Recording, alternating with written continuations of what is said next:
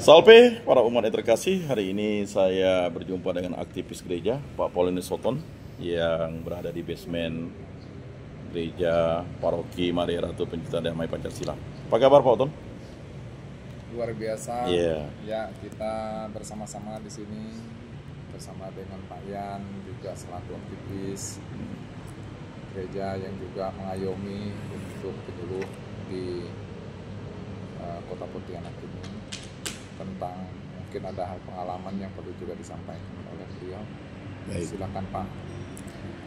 Ya, kita akan bincang-bincang secara santai mengenai OMK MRPD ya Pak Oton ya. Ya. Bagaimana tinjauan dan analisa Pak Oton selaku orang tua, prodiakon, selaku juga pernah ketua lingkungan, juga membentuk paguyuban ya. Dan bagaimana keterlibatan OMK di paroki MRPD sejauh Pak Oton ya. Mungkin bisa diceritakan Pak Oton?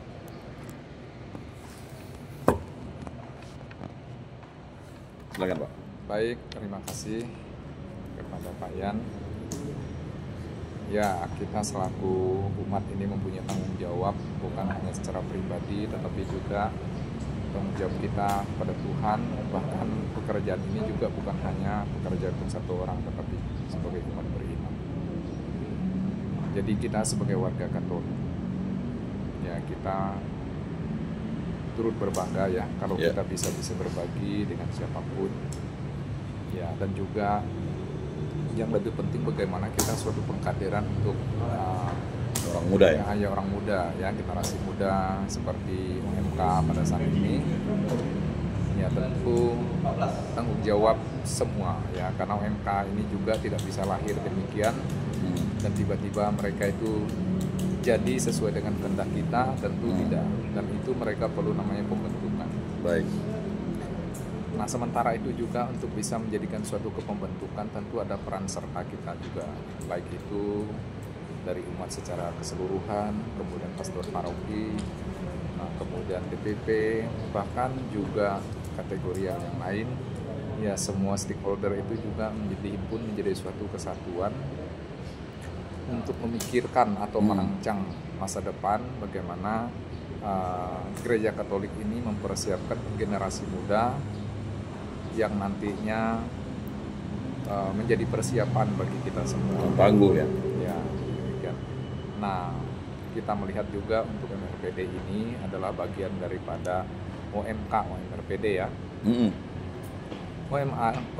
OMK MRPD ini pada prinsipnya sama dengan MK yang lain, sudah berjalan dengan apa adanya ya, yang artinya datar saja ya, ya mungkin ada kekurangan-kekurangan yang juga harus perlu disikapi. Baik.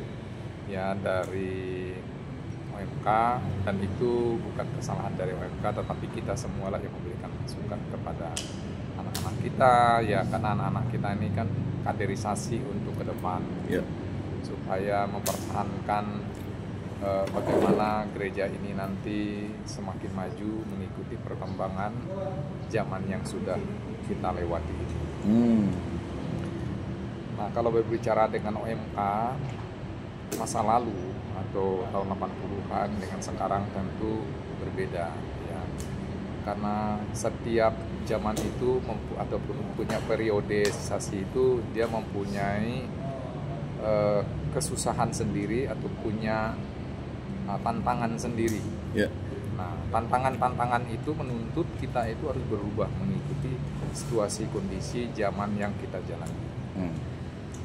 Nah, di zaman ya tahun 80-an mungkin kita berpikir tentang ya kesatuan umat, keakraban, kebersamaan. Nah, kemudian satu pikiran untuk memperjuangkan segala sesuatu itu mungkin lebih solid. Ya. Nah, sementara pada saat ini tantangan-tantangan itu ya bukan dijadikan suatu tantangan yang sangat berarti, karena kondisinya sekarang itu anak-anak lebih dimudahkan ya. Dalam kehidupan dimudahkan di sini tentu membuat orang itu sedikit untuk berpikir berjuang ya. Jadi perjuangan manja lah ya. Ya, jadi dia dikatakan demikian. sedikit manja lah gitu kan. Nah sehingga itu yang pertama. Kemudian yang kedua juga ya harus ada visi misi ke depan yang merupakan acuan yang harus kita capai. Tentu harus kita rancang atau kita rencanakan di saat sekarang. Nah, rancangan-rancangan itu akan disusun apabila kita juga melihat apa sih yang ingin kita capai. Baik. Ya, yang ingin kita capai adalah bagaimana anak-anak ini atau OMK ini nanti menjadi OMK yang punya militan ya terhadap imannya. Ya, artinya semakin mereka beriman, ya semakin dekat dengan Tuhan. Ya, mereka lebih lagi menghargai ya baik itu tentang saudara seiman maupun di luar sana. Karena iman itu tidak cukup untuk diucapkan, tetapi iman itu harus dilaksanakan. Karena itu merupakan suatu gambaran ya keyakinan kita sesuai dengan firman Tuhan ya. Jadi kita datang ke dunia ini ya seperti Yesus sendiri, dia melayani, datang untuk melayani. Nah, bagaimana kita juga hidup serupa seperti Yesus untuk melayani. Nah, itu adalah panggilan setiap pribadi. Nah, kalau Tuhan sudah mengajarkan demikian, tentu kita juga harus memelihara apa yang menjadi pesan penting. Karena pesan penting dari Yesus itu adalah mengantarkan manusia pada keselamatan. Nah, jadi OMK atau anak-anak kita ini dipersiapkan ya kaderisasi, kepemimpinan, nah peningkatan tentang rohaninya, keimanan mereka dan sebagainya itu tentu melalui pembinaan, bimbingan dan arahan ya. Nah, jadi OMK MRPD ini juga sangat membutuhkan suatu perubahan tantangan hidup, bukan hanya iman aja gitu ya, karena kehidupan di dunia ini kan kita mempunyai ada dua hal ya. Pertama kehidupan jasmani kita dan kehidupan rohani dan ini harus berjalan seimbang. Nah, kalau kita memikirkan tentang rohani sementara kita juga dituntut dengan jasmani kita, atau sebaliknya ya, rohani juga sangat penting bagi kita ya, karena memang itu adalah mengutamakan bahwa segala sesuatu itu kita syukuri atas dari berkat dari Tuhan yang tidak kelihatan untuk kita. Nah, tapi tidak setiap orang juga bisa memahami hal ini karena ini kan sifatnya tidak real ya. Nah, cuman itu perlu namanya suatu keyakinan bahwa segala sesuatu yang hidup di muka bumi ini tidak ada yang kebetulan, semuanya ada rancangan Allah ya. Baik. Nah, dari rancangan Allah ini ya tentu dalam hati kecil kita atau dalam jiwa kita bahwa ada kepemilikannya ya. Dari kepemilikan itu makanya timbullah suatu tindakan jasmani kita. Nah, bagaimana kita menerapkan iman kita melalui tantangan-tantangan hidup ini. Bagaimana kita berbuat baik, menghargai setiap orang, menghargai sesama, bahkan bukan hanya orang yang dekat dengan kita, tetapi bahkan orang yang jauh dari kita, bahkan musuh kita sendiri pun. Kita bangga menjadi seorang Katolik karena kita diajarkan kasih ya. Jadi kita ini sebenarnya orang yang sangat beruntung dan orang yang sudah sempurna. Itu pun tidak setiap orang itu bisa menyadari hal ini. Nah, tentu supaya setiap orang itu bisa menyadari, tentu ada yang namanya katakan pendidikan, rekoleksi ya, ataukah retret ataukah apalah namanya itu. Itu adalah bagian yang perlu ditingkatkan. Ya, sekarang itu orang-orang banyak yang malas untuk mengikuti hal itu, padahal ini hal yang sangat penting. Cuma bagaimana caranya kita bisa meramu hal ini supaya nanti ke depan ya orang merasa haus untuk datang kepada Tuhan melalui program-program yang dibuat ya, termasuk OMK ya. Jadi sebelum kita masuk kepada permasalahan OMK, kita perlu namanya refleksi dulu ke belakang, kenapa begini, kenapa begitu ya. Setelah itu baru kita buat konsep yang mungkin mereka juga mempunyai suatu kerinduan yang belum tercapai, yang tidak terungkap, yang tidak tertampung, tetapi kita mau mendengarnya. Ya.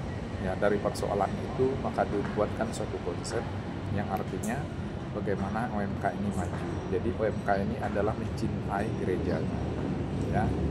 Jadi mereka adalah ya, ujung tombak masa depan dari generasi gereja. Ya. Mungkin itu Pak Yan yang dapat saya berikan ulasan sementara. Ya, terima kasih atas luar biasa ya. tanggapan. Di Pak Oton, Ya, bisa ceritakan Mudika atau OMK zaman Pak Oton dulu, atau masih di Jawa dulu itu bagaimana cara menghimpun dan akhirnya Pak Oton ingin mengimplementasikan latihan kepemimpinan orang muda Katolik ini di paroki MRPD. Silakan. ya kalau kita melihat dari mungkin tantangan dulu dengan sekarang sih ya tergantung dari zamannya ya. Ya. Mungkin kalau dulu kita melihat itu karena setiap orang waktu itu merasa bagaimana dirinya merasa terlibat itu bahagia, bisa Ya, terlibat. bahagia kan? Bahagia terlibat. Walaupun misalnya tidak ada Ya. uang ya. Ya betul. Ya karena memang kita diberikan suatu pengajaran bagaimana kita bisa memberi diri kepada orang lain, bermanfaat buat orang lain. Ya, jadi kalau OMK dulu atau Mudika ya ceritanya. Ya dulu Mudika. Ya kalau kita dulu Mudika yang dulu ya kita memang ketika berkumpul itu sangat-sangat bahagia ya. Jadi kita tidak melihat apa yang menjadi tujuan kita, hal-hal yang tetapi tidak semata-mata ya bagaimana kita berkumpul itu bahagia dulu dengan teman-teman kita ya. Itu yang pertama. Kemudian dari pertemuan itu misalnya contoh pertemuan itu berupa entah itu lokor ya. Kemudian entahkah kita itu ada namanya kemping rohani, ataukah kegiatan seni rohani. Betul. Nah, kemudian perlombaan-perlombaan juga. Nah, kemudian yang kreativitas lainnya juga kan. Nah, terutama juga kita misalnya dalam saat Natal atau Paskah kita bisa berbagi kepada orang yang tidak punya, mengunjungi orang sakit dan sebagainya. Nah, kemudian itu yang pertama. Kedua juga kita bisa memberikan contoh. Ya, jadi kita memberikan contoh kepada gereja yang secara seluruh bahwa Mudika ini mempunyai peran yang bagus, yang ya, vital malah yang ya. vital ya. Nah, jadi kalau zaman dulu kita ya tahun ya boleh katakan di tahun 80-an sampai 90-an lah ya. Ya, sampai 90-an itu. Nah, itu tentu berbeda dengan yang sekarang. Ya, jadi kita itu bekerja semata-mata ya untuk bisa membahagiakan baik itu kita sendiri maupun umat, maupun juga kita bangga ketika menggereja itu ternyata banyak orang yang terlibat gitu. Nah, cuman untuk saat sekarang tentu kita akan melihat bertanyalah kepada mereka ya pada saat sekarang karena tantangannya sudah berbeda. Namun kalau kita memberikan ilustrasinya sedikit, ya memang Mudika ini juga harus mempunyai mental harus kuat di saat sekarang. Mental harus kuat. Ya harus kuat. Ya. Jangan pakai mantel, tapi pakai mental. Ya pakai mental. Ya kalau pakai mantel itu kalau hari hujan aja. Ya. Hari panas, kepanasan ya.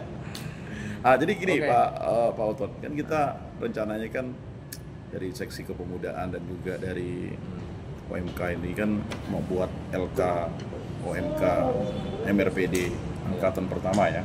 Ya.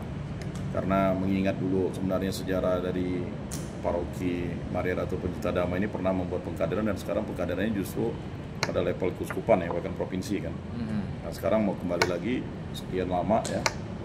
Bagaimana menurut pendapat Pak Oton ini selaku prodiakon, aktivis gereja dan juga pemerhati orang muda dengan kegiatan yang akan dirancang ini? Apakah kegiatan ini nantinya akan menjadi suatu ikonik lagi sama seperti yang sudah pernah dilaksanakan di MRPD yaitu RKGR kan, sudah menjadi ikonik dan 35 tahun usianya dan bahkan sudah kategorialnya membentuk core kan. Nah akhirnya kita ingin mengembalikan lagi ke LKOMK. Apakah ini nanti akan bisa menjadi terobosan bagi OMK biar proses pengkaderannya itu ya sustainable lah, berkelanjutan. Silakan Pak. apa yang dikatakan Pak Ian ini sangat baik dan itu menjadi harapan kita semua. Jadi kalau masa lalu itu juga bisa sukses dan bisa berhasil. Nah, kenapa sekarang tidak bisa? Aneh kan?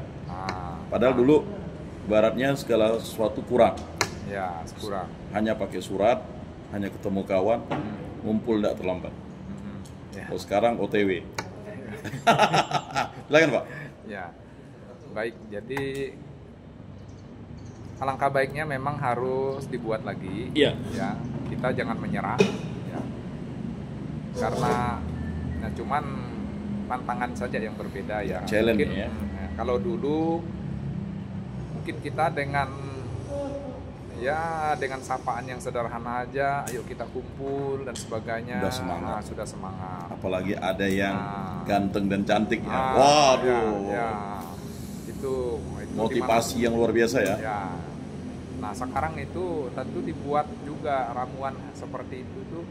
Kenapa tidak seperti yang dulu? Tentu ya mungkin LK ini nanti diarahkan, dihimpun juga ya, perlu namanya kayak pembinaan awal atau tingkat dasar.